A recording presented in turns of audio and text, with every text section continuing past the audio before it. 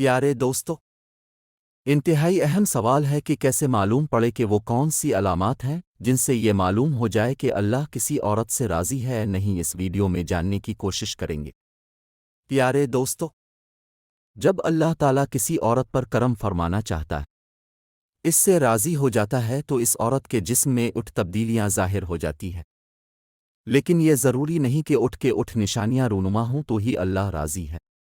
جو نہیں ان میں سے کوئی ایک نشانی بھی واضح ہو جائے گی تو اس کا مطلب ہے رب کائنات اس عورت سے راضی ہے۔ پیارے دوستو، اللہ تبارک و تعالیٰ جس انسان کو دین کی سمجھ عطا فرماتا ہے، اسے دین سے جوڑ دیتا ہے اور اسے اپنا محبوب بنا لیتا ہے۔ حضرت عبداللہ ابن مسعود رضی اللہ تعالیٰ عنہ سے مروی ہے کہ نبی کریم صلی اللہ علیہ وسلم نے فرمایا، اللہ تبارک و تعالیٰ تمہارے درمیان اخلاق بھی تقسیم کرتا ہے۔ جس طرح رزق تقسیم کرتا ہے، اللہ دنیا اس کو بھی دیتا ہے جو اللہ کا پیارا ہو، اور اسے بھی دیتا ہے جو گناہگار ہو، لیکن اللہ سبحانہ و تعالیٰ دین کی سمجھ اس کو ہی دیتا ہے جو اس کا محبوب ہوتا ہے۔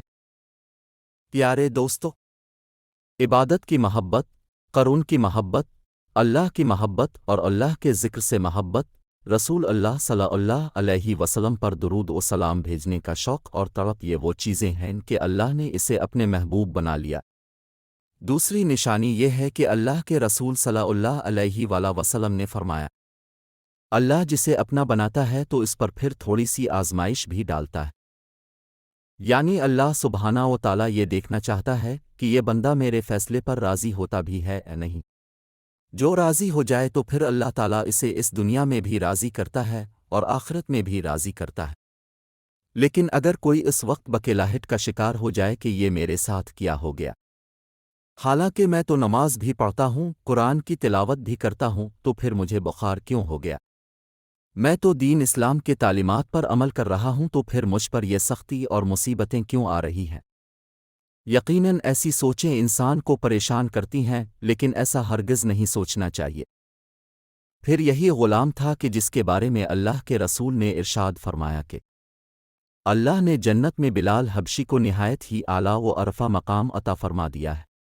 نبی کریم صلی اللہ علیہ وسلم نے فرمایا کہ شب معراج پر جنت میں مجھے اپنے سے آگے آگے قدموں کی آہٹ سنائی دی، تو میں نے جبرائیل علیہ السلام سے پوچھا، یہ کون ہے؟ تو جبرائیل علیہ السلام نے جواب دیا کہ بلال حبشی ہیں۔ نبی کریم صلی اللہ علیہ وسلم جب واپس ایک تو بلال رضی اللہ تعالیٰ عنہ سے پوچھا کہ تم ایسا کون سا عمل کرتے ہو کہ جس کی وجہ سے تم جنت میں اس مقام پر ہو؟ تو حضرت بلال نے عرض کیا، اے رسول اللہ صلی اللہ علیہ وسلم، اپنے ہی تو فرمایا تھا کہ ہر وقت باوضو رہنا چاہیے، تو جب بھی میرا وضو ٹوٹتا ہے تو میں نیا وضو کر لیتا ہوں، اور جب وضو کرتا ہوں تو ساتھ ہی 2 رکعت نفل بھی ادا کر لیتا ہوں۔ چلتے زمین پر ہیں اور قدموں کی آہٹ جنت میں سنائی جاتی ہے۔ بس آزمائش کا آنا بھی اللہ تبارک و تعالیٰ کی محبت کی نشانیوں میں سے ایک اہم نشانی ہے، کیونکہ اللہ کے محبوب بندوں پر ہی آزمائشیں آتی ہیں۔ پیارے دوستو، تیسری اور ایک بہت ہی پیاری نشانی یہ ہے کہ اللہ سبحانہ و تعالیٰ جب بھی کسی انسان سے محبت کرتے ہیں تو اس کے اندر ایک انتہائی خوبصورت تبدیلی رونما ہو جاتی۔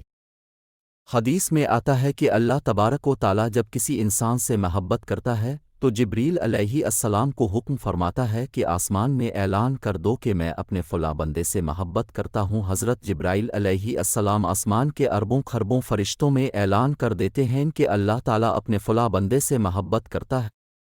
لہذا جب حضرت جبرائیل علیہ السلام آسمان کے تمام فرشتے اور نورانی مخلوقات اس سے محبت کرنے لگتے ہیں، پھر ایک فرشتہ دنیا میں آتا ہے اور زمین والوں میں اعلان کرتا ہے کہ فلاں شخص اللہ کا محبوب ہے۔ حضرت جبرائیل علیہ السلام اور آسمانوں کی تمام نوری مخلوقات اس سے محبت کرتی ہیں، لہذا تم بھی اس سے محبت کرو۔ اس طرح سے دنیا والوں کے دلوں میں بھی اللہ سبحانہ و تعالیٰ اپنے اس محبوب بندے کی محبت ڈال دیتا ہے۔ لہذا ہمیں دنیا میں ایسے کام ضرور کرنے چاہیے کہ جن کے کرنے سے اللہ سبحانہ و تعالیٰ ہم سے راضی ہو جائے۔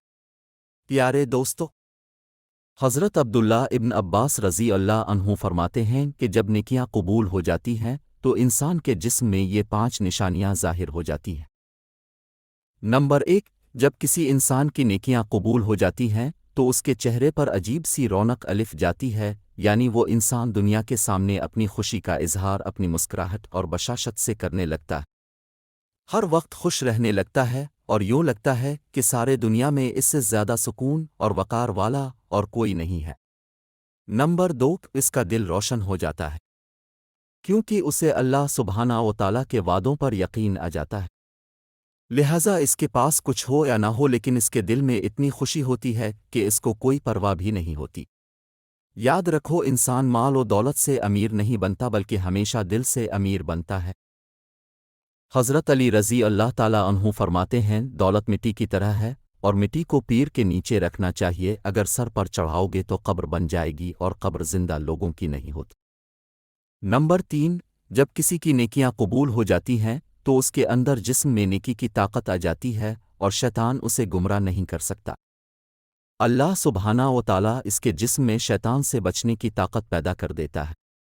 نمبر 4، بندہ اپنے مال و دولت میں فراوانی پیدا کر دیتا ہے، یعنی اللہ سبحانہ و تعالیٰ اس کے رزق میں برکت پیدا کرتا ہے، وہ لوگوں پر چاہے جتنا بھی خرچ کرے، ضرورت مندوں کو کتنا بھی بانٹے، اس کی دولت میں کمی نہیں آتی۔ حضرت علی رضی اللہ تعالیٰ عنہ فرماتے ہیں کہ نصیب کا رزق انسان کو ایسے تلاش کرتا ہے جیسے مرنے والوں کو اس کی موت تلاش کرتی ہے۔ نمبر 5، لوگوں کے دلوں میں اللہ تعالیٰ اس کی محبت پیدا کر دیتا ہے، یعنی جب اللہ تبارک و تعالیٰ اپنے بندے سے خوش ہوتا ہے تو لوگوں کے دلوں میں اس کی محبت پیدا کر دیتا ہے۔